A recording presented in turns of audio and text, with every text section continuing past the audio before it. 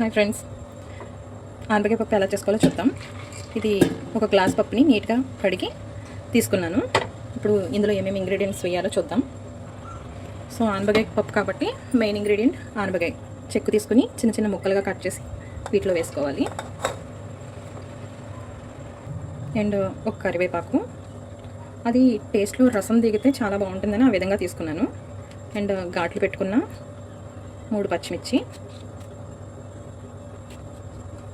And నీట్గా cut చేసుకుని తొడుములు తీసుకుని, టమాటాని పూర్తిగా కాకుండా జస్ట్ ఈ విధంగా 4 పలకల కింద కట్ చేసి ఇందులో 2 టమాటాలు వేస్తున్నాను.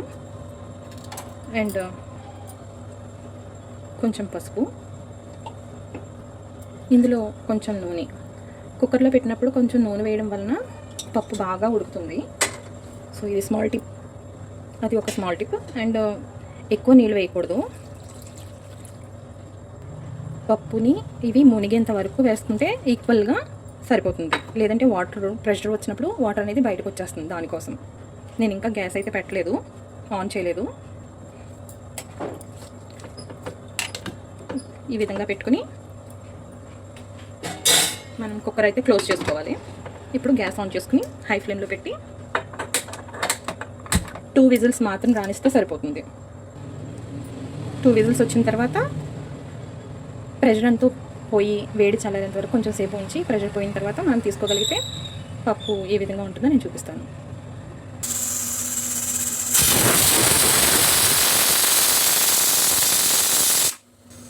ఇలా ఒక 2 విజిల్స్ వచ్చి హై ఫ్లేమ్లో మళ్ళీ ప్రెషర్ వచ్చేంత వరకు ఉంచి 3rd విజిల్ రాకముందే కట్టేయాలి.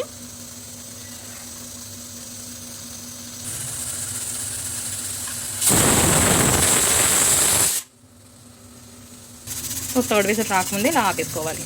ఆపేస్తే ప్రెషర్ అంతా లోపల ఉండి పప్పు అనేది సరైన కన్సిస్టెన్సీలో ఉడుకుతుంది, లేకపోతే పేస్ట్ అయిపోతుంది. సో ఈ ప్రెషర్ చల్లారిన తర్వాత నెక్స్ట్ ప్రాసెస్ చూపిస్తాను. ప్రెషర్ని మనం టోటల్గా ఇలా అని తీసేయకూడదు. ఆ ప్రెషర్ టోటల్గా దానంతట అదే పోయేంత వరకు ఉంచి మనం తీయాలి. అప్పుడు పప్పు మనం వేసిన వాటర్ పైకి రాకుండా ఈక్వల్ కన్సిస్టెన్సీలో చక్కగా ఉడుకుతుంది. మనం వేసిన వాటర్ కూడా ఆ విధంగానే ఉంది. సో ఇంకా కావాలనుకునే వాళ్ళు, ముద్దగా తినేవాళ్ళు ఇలా ఉంచుకుని చేసుకున్నా పర్వాలేదు, లేదు ఇంకా వాటర్ కావాలన్నా ఈ టైంలో యాడ్ చేసుకోవచ్చు. ఆల్రెడీ రసం దిగిపోయింది కాబట్టి వీటిని తీసేయచ్చు. నేను పచ్చిమిరపకాయలు 3 వేసుకున్నాను కదా, ఒకటి మాత్రమే ఉంచి మిగిలింది బయటకు తీసేసాను. అది మెత్తగా మెదపడం వలన ఆ కారం తినేవాళ్ళు ప్రాబ్లం లేదు, కానీ పిల్లలకి కడుపులో మంట వస్తుంది. సో అల్సర్ అలా ఉన్నవాళ్ళు దీని రసం దిగితే చాలు తప్ప టోటల్గా దాన్ని మొత్తం స్మాష్ చేస్తే దాని టేస్ట్ వేరేగా ఉంటుంది. సో ఇప్పుడు 2 స్పూన్స్ కారం అయితే వేస్తున్నాను. 1.5 చూసుకుని కావాలంటే వేసుకోవచ్చు. కారం వేయకుండా పచ్చిమిర్చితో చేసుకునే పప్పు వేరేగా ఉంటుంది. ఇలా కారం వేసుకోవడం వలన పప్పు కలర్ అండ్ టేస్ట్ కూడా చాలా బాగుంటుంది. ఉప్పు 2 స్పూన్స్ తీసుకున్నాను. పప్పు గుత్తితో పప్పును మెదిపే ముందే వెల్లుల్లిపాయలు అనేవి కొంచెం దీంతో ఒక దంచి ఈ విధంగా స్మాష్ చేస్తాను. సో వేసిన వెల్లుల్లిపాయ ఎవ్రీథింగ్ స్మాష్ అయ్యేంత వరకు ఇలా తిప్పితే సరిపోతుంది.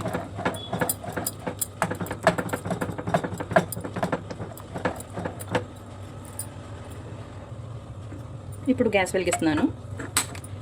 ఎందుకంటే కారం ఉప్పు వేసాం కదా, అది కూడా బాగా ఇందులో ఉడకగలిగితే పప్పు బాగుంటుంది. పేస్ట్ అవ్వకుండా పప్పు అలాగని బద్దల కిందే పప్పులాగా ఉండకుండా. అండ్ వేసిన ఆనపకాయ ముక్క చూసారా, దీనికోసమే నేను 2 విజిల్స్ మాత్రమే వేస్తాను అనమాట. దీన్ని హై ఫ్లేమ్లో ఉంచి ఒక పొంగు రానిచ్చిన తర్వాత తాలింపు పెట్టుకుంటే సరిపోతుంది. ఇలా ఉడకాలి. కొంచెం సేపు ఉడికితే మనం వేసిన కారం ఘాటు అది గుట్టు రాకుండా పప్పులో కలుస్తుంది. ఇలా కూడా తాలింపు పెట్టుకుని తినొచ్చు. మనం చేసే చిన్న చిన్న పనుల వలన బాడీకి కొన్ని బెనిఫిట్స్ అనేవి అందుతాయి. అంటే గుట్టు రావడం అంటే గొంతు గరగరలాడడం, దగ్గు రావడం, ఇలాంటి చిన్న చిన్న పాయింట్స్ అన్నీ మనకి దూరంగా ఉండడం కోసం కారం ఉప్పు వేసిన తర్వాత నేను ఇలా ఉడకబెడతాను కాసేపు.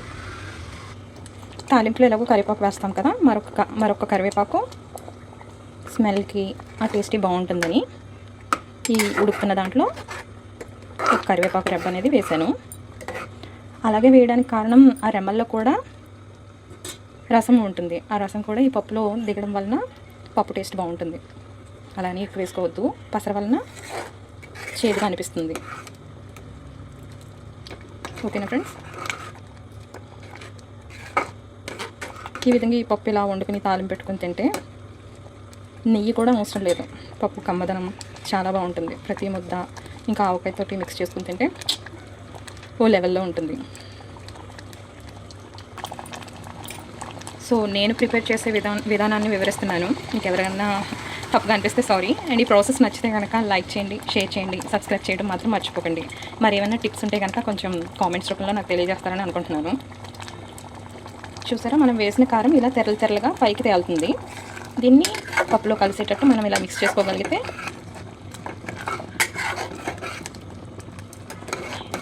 కూర టేస్ట్ బాగుంటుంది. పప్పు ఆనపకాయ మీరు కూడా ఇదే విధంగా చేసుకుంటారా? సో తాలింపు ప్రాసెస్కి వెళ్దాం. Thank you friends. మినప్పప్పు, జీలకర్ర, వెల్లుల్లి, ఎండుమిర్చి, నూనె బాగా వేగిన తర్వాత కరివేపాకు యాడ్ చేయాలి. ఇలా వేగుతున్న తాలింపులో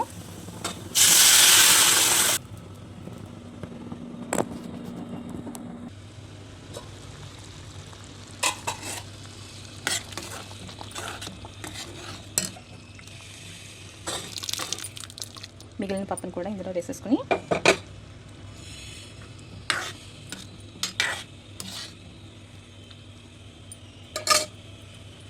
మూత పెట్టుకుంటే సరిపోతుంది కాసేపు. సో నా పప్పు ఆనపకాయ స్టైల్ అయితే ఇది. సో మీకు నచ్చితే కనుక మర్చిపోకండి, వన్స్ అగైన్ షేర్ చేయండి, లైక్ చేయండి, సబ్స్క్రైబ్ చేసుకోవడం మర్చిపోకండి. And any tips please comment please. Thank you friends.